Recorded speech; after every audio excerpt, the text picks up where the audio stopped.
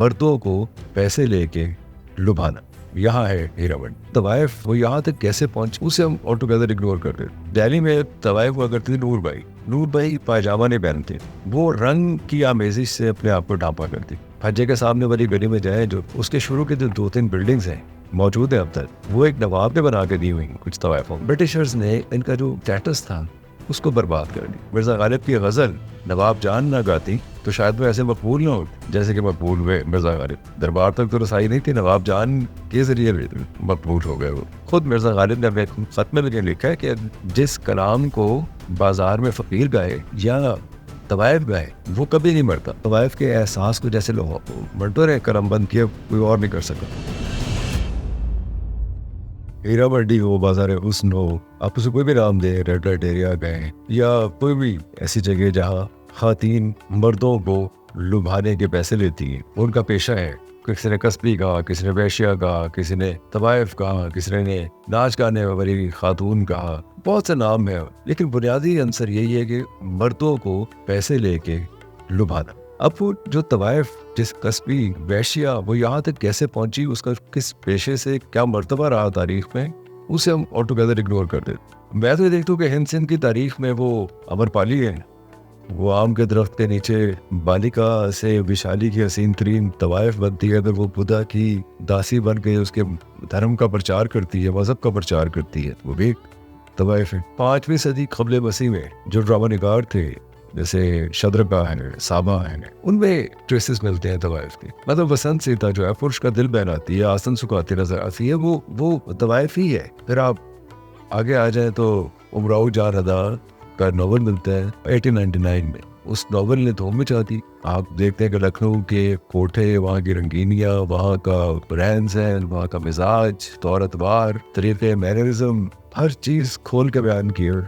उसमें वो भी तवाइफें हैं, लेकिन बड़ी रोब दाग वाली तवाइफें हैं। फिर हम देखते हैं देवदास, आपने फिल्म में देखी होगी, वो एक्ट्रेस चट्टोपाध्याय का नॉवल है बड़ा जबरदस्त। उस नॉवल वो में चंद्रमुखी जो है वो कोलकाता नहीं रहती, हमें कोलकाता के तवाइफें नजर आती हैं। अब आप हैरान होंगे सुन के कि जलालुद्दीन अकबर ने इसे बाकायदा इंस्टीट्यूशनलाइज किया। इंस्टीट्यूशनलाइज इस तरह से किया कि वो उन्होंने इन्हें नाच गाने वालियों को, तवाइफों को, कंचनी का शोरफा, शहजादे उन्हें बुलाया करते थे, अपने पास दावत देते थे। जिन लोगों का उनसे ताल्लुक होता था वो ऐसे ही जैसे आजकल हमारे बड़े बड़े लोगों से ताल्लुक होते थे, उस पर इतराते फिरते, उस जमाने में तवाइफों के साथ ताल्लुक पे बहुत इतराया जाता था। अब हम उन्हें बहुत कम मुगलजात बकते हैं, बहुत मुख्तलिफ किस्म के नाम देते हैं। शायद उस पेशे को बहुत तज़हीक आमेज समझा जाता है क्योंकि वो पैसे लेकर लुभाती, और हमारे यहाँ इस चीज को बुरा समझा गया। आपको हैरत होगी सुन के कि सरतना की जो बेगम सिमरो थी 1753 से 1836 तक का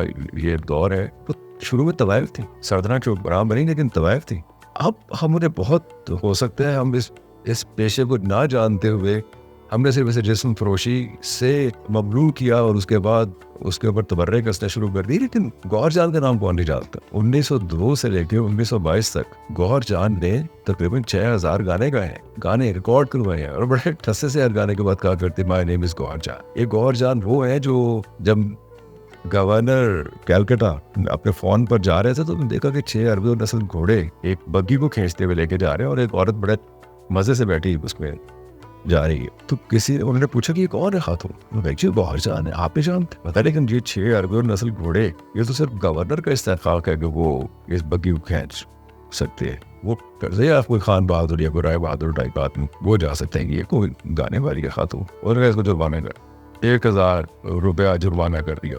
तो आपको पता उसने क्या किया आगे से? गौहर जान ने रोजाना 1000 रुपया जुर्माना जमा करवा के उसी तरह 6 अरबी और नस्ल घोड़े बग्गी के साथ बांध के तो करना शुरू कर दिया। कहते हैं मौसीकी, अदब, नगमा, आर्ट, फन कोई ऐसी सिंफ नहीं थी जो तवाइफों के पास जाके अमर न हुई हो। मिर्जा गालिब कहने वाले तो भी कहते हैं, मैं तो उनका बहुत बड़ा शायदाई हूँ मिर्जा गालिब का, लेकिन मिर्जा गालिब की गजल नवाब जान ना गाती तो शायद वो ऐसे मकबूल ना होती जैसे कि मकबूल हुए मिर्जा गालिब। दरबार तक तो रसाई नहीं थी, नवाब जान के जरिए मकबूल हो गए वो। अगर आप ये सोचिए कि तवाइफों पे इश्क, उन पे मरना, उनके किसी ने उन्हें मरकट का फूल कहा, किसी ने नाजो अश्वदा कहा, किसी ने शौक मुजस्सम कहा, किसी ने उन्हें सफीना में दिल कहा, कई उनके ऊपर लुटते रहे, कई मरते रहे, कई उनके इश्क में दुनिया त्यागते रहे, कई गज़लें कहते रहे, कई लोगों ने अपने घर छोड़ दिए।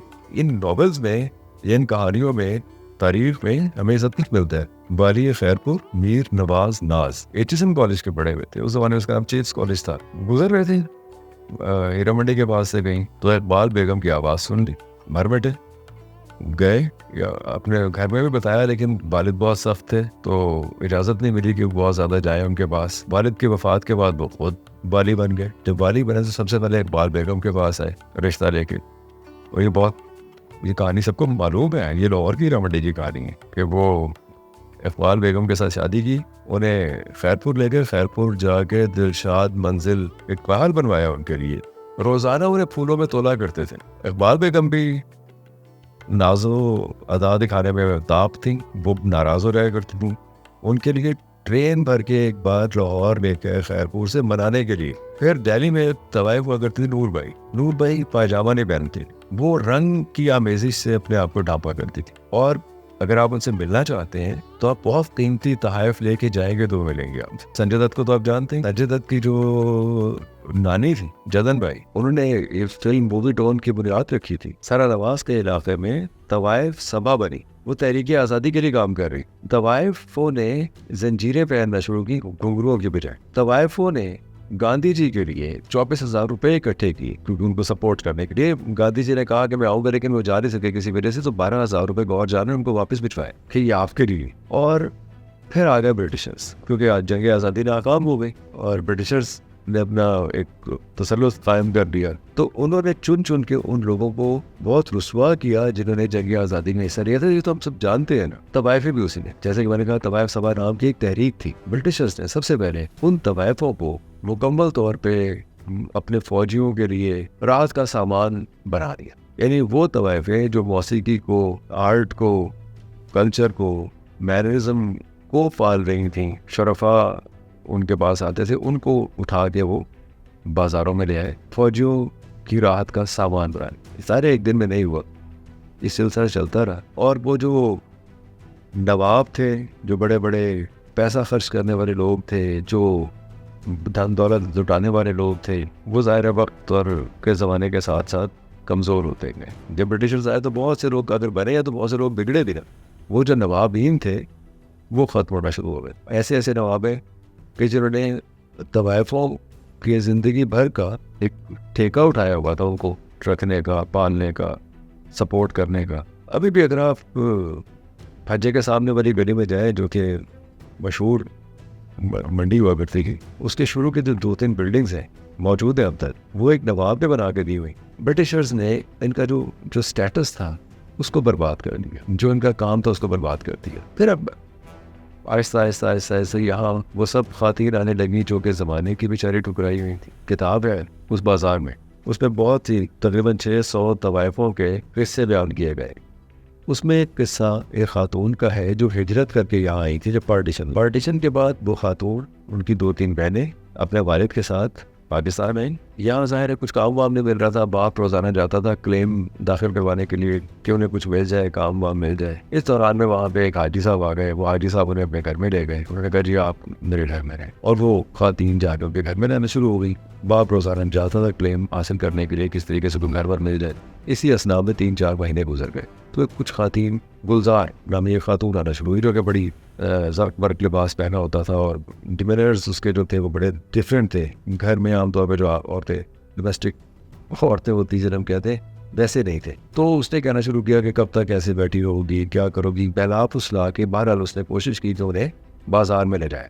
ये डर गई खातीन, ये डर नहीं, इन्होंने इनकार कर दिया। इन्होंने इनकार किया तो उसने कहा 6 महीने इस घर में जो रहे उसका किराया निकाल। वो किराया इतना बनता था कि वो बेचारे उनके पास तो कुछ था नहीं, तो उन्हें उठा दिए, मंडी में रह गए। अब ऐसी बहुत सी खातीन जो अपने सौतेली माँ के सलूक से नाराज़ होकर, मोहब्बत और इश्क में अंधी होकर, बाप के जुल्म से तंग आकर, गुर्बत से तंग आकर, अदाकारा बनने की शौक में गुनागो वजूहात की बुनियाद बिना पर वो यहाँ आना शुरू हो गई। और यहाँ एक बार जब आ जाती थी तो यहाँ जो नायिका होती थी वो तो उन्हें एक घन चक्कर में फंसा लिया करती। वो घन चक्कर ये था कि आपने रहना भी है किसी कमरे में, उसकी बिजली का किराया भी देना है, वहाँ पे गुजर बसर भी करनी है। तो एक ऐसा विशेष सर्कल था जिसमें वो खातून फंस जाया करती थी। वो चाहते हुए भी कहीं जा नहीं सकती थी। अगर जाने की कोशिश करते तो उल्टा लिटा के मारते थे और मिर्चों की धुनी देते थे उसको।